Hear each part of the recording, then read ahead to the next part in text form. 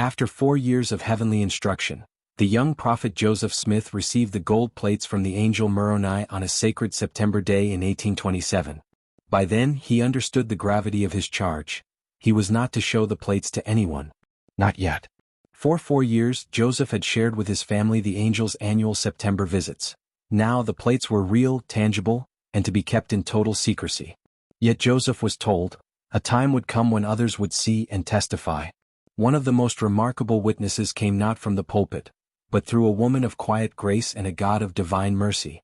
Her name was Mary Whitmer, matriarch of the home where Joseph, Emma, and Oliver Cowdery had taken refuge in June of 1829 during the final stretch of translation. Mary would become the only woman known to have seen the gold plates, and what she saw she never denied. Peter and Mary Whitmer had offered their bedroom for the work. Day after day Joseph and Oliver translated at a small wooden table. The plates, always present, covered but plainly visible, 6 inches thick, 6 by 8 in size. Joseph used sacred tools to translate, not by reading the plates in the traditional sense, but by the gift and power of God. Meanwhile Mary's daily burdens grew. Her home was full. Her privacy was gone.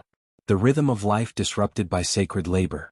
At times, the only voices she heard were Joseph and Oliver murmuring from the next room. Their occasional stone-skipping breaks may have clashed with her German-born sense of duty. Tensions rose. Even Martin Harris's wife had turned against the work, despite Martin's looming $3,000 pledge to fund the first printing, equivalent to over $100,000 today.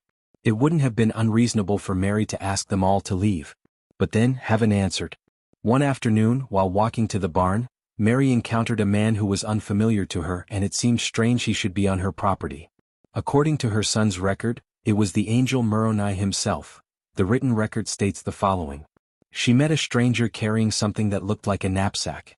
At first she was a little afraid, but he spoke to her kindly and explained the nature of the work in her home.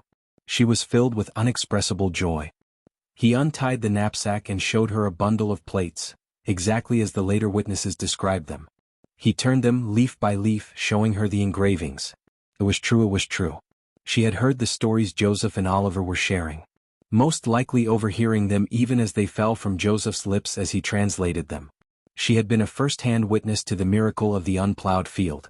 In a single night, unseen hands had plowed the field, sparing her son David from the task and allowing him to bring Joseph, Emma, and Oliver safely to her home, so they could continue the translation without interruption. These were days never to be forgotten. Moroni's divine visitation gave Mary the strength to press forward. She was not only the sole woman ever granted that sacred view, but also the very first witness after the prophet himself. Please continue to 31.3. Why multiple witnesses? God's truth is established by more than one voice. This short reveals how the ancient law of witnesses was fulfilled in the restoration through multiple witnesses.